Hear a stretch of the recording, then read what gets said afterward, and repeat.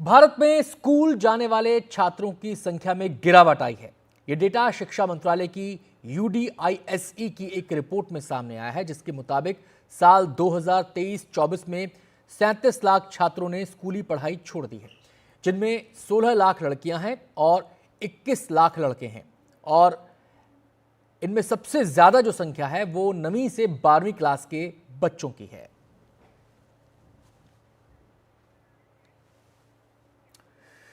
तो इस मामले से जुड़े कुछ और जानकारियां हम आपको ग्राफिक्स के जरिए दिखाते हैं। स्कूली दाखिलों में कमी आई है और जो इसका जरिया है इन डेटा का वो है शिक्षा मंत्रालय।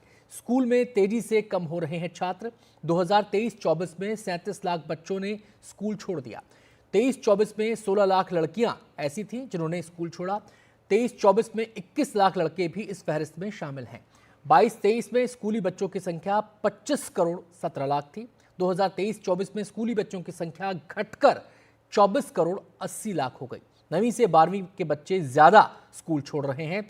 और अगर हम बात करें कि इसकी वजह क्या है, तो इसकी वजह जो सामने निकल कर आती है वो है आर्थिक समस्या, डिजिटल विभाजन, शिक्षा को लेकर जागरूकता की कमी। हम सीधे रुख करेंगे इस मसले पर बातचीत करने के लिए। हमारे साथ पूर्व चेयरमैन न्यूज शिक्षाविद CB शर्मा जी हमारे साथ जुड़ गए हैं। शर्मा जी, बहुत बहुत स्वागत है। सर, मेरा पहला सवाल तो आपसे यही है कि ये जो ट्रेंड है ये खत्म क्यों नहीं हो रहा भारत से? लगातार इसको लेकर चिंताएं जाहिर होती रही हैं। आखिर इसकी वजह क्या है कि ये इससे छुटकारा नहीं मिल पा रहा? देखिए, मेरा ऐसा मानना है कि ये जो डेटा दिया जा रहा है यह पूर्णतः ठीक नहीं है। पहली बात तो ये कि यूडाइस के डेटा पर अब भरोसा करना बिल्कुल ठीक नहीं होगा, क्योंकि सारे स्कूल यूडाइस में रजिस्टर ही नहीं किए हैं। झारखंड में अभी आंदोलन चल रहा है। सरकार ने ये वहां पर आदेश जारी किया है कि सभी विद्यालय यूडाइस से जुड़े, लेकिन यूडाइस से विद्यालय नहीं जुड़ पा रहे हैं क्योंकि उसमें जो आवश्यकताएं मांगी गई हैं, इतने जमीन और इतने कमरे, वो पूरा नहीं करते हैं स्कूल। तो मैं मानूंगा कि जो बच्चों की संख्या दी जा रही है वो सही नहीं है। सरकार को आंकड़ा सही करना चाहिए। दूसरी बात ये कहना कि विद्यार्थी विद्यालय छोड़ रहे हैं, मैं आपको बीच में टोक रहा हूं, इसमें थोड़ा सा स्पष्टीकरण मैं आपसे चाहता हूं। जी, मैं आपसे स्पष्टीकरण आपसे चाहता हूं। आपने कहा कि ये डेटा सही नहीं है। अब ये डेटा ज्यादा हो सकता है या कम हो सकता है? किस मायने में आप इसको तौल रहे हैं? दो तरह से ये गलत है। पहला ये कि विद्यार्थियों की जो संख्या बताई जा रही है वो सरकार बता रही है यूडाइस के आधार पर, जिसमें कि स्कूल रजिस्टर्ड ही नहीं है। और दूसरा कि ये विद्यार्थी सरकारी स्कूल में नहीं है, प्राइवेट स्कूल खूब बढ़े हैं, उनमें विद्यार्थी जा रहे हैं क्योंकि उनमें पढ़ाई बेहतर हो रही है। देखिए, मैं एक और बात कहूं कि समय समय पर सरकारी स्कूलों की तरफ रुझान बढ़ा है, समय समय पर रुझान घटा है।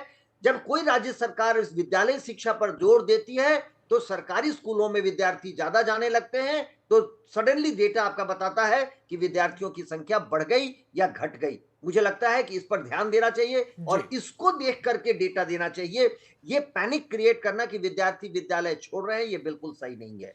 जो दूसरी बात मैं उठाना चाहूंगा, क्या कारण है कि विद्यार्थियों की संख्या 9वीं 10वीं 11वीं 12वीं में घट रही है? हमने शिक्षा के अधिकार कानून के तहत नो डिटेंशन लाया था और अभी कुछ दिन पहले केंद्र सरकार ने एक गैजेट किया है जिसके आधार पर कहा गया है कि 5वीं और 8वीं में परीक्षा होगी और बाकी बातें। 2015 में ही केब ने इसको पास कर दिया था। जरा केब की मिनट्स उठा करके देखिए। जब केब में गीता भुक्कल रिपोर्ट आया था, हरियाणा की शिक्षा मंत्री थी गीता भुक्कल, उनकी समिति बनाई थी और पन्नम राजू जी ने बनवाया था। और उसकी रिपोर्ट के आधार पर केंद्र सरकार, मुझे याद है केब का मैं उस वक्त सदस्य था और शर्मा जी, ईरानी जी चेयर कर रही थी। उन्होंने कहा मेरा था अगला केंद्र सवाल आपसे, सरकार मेरा अगला सवाल सर आपसे ये है, मेरा अगला सवाल आपसे ये है कि ये ड्रॉप आउट है, ये संख्या कम ज्यादा हो सकती है। आप कह रहे हैं कि डेटा में सुधार की जरूरत है, चलिए वो एक अलग मसला है, लेकिन ड्रॉप आउट एक समस्या है। स्कूल छोड़ने वालों छात्रों की एक समस्या है।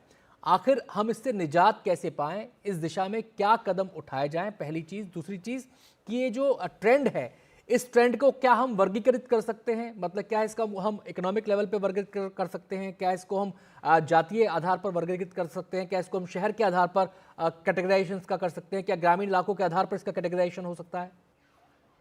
जी, फिर एक प्रश्न पूछे हैं आप। 2015 के ही केप में, जिस दिन केप की मीटिंग थी, उस दिन अखबारों में आया 60 लाख विद्यार्थी बच्चे विद्यालय से बाहर, और उपेंद्र कुशवाहा सब कमिटी बनी थी केप की on out of school children. मेरा सौभाग्य था कि मैं उसका सदस्य था।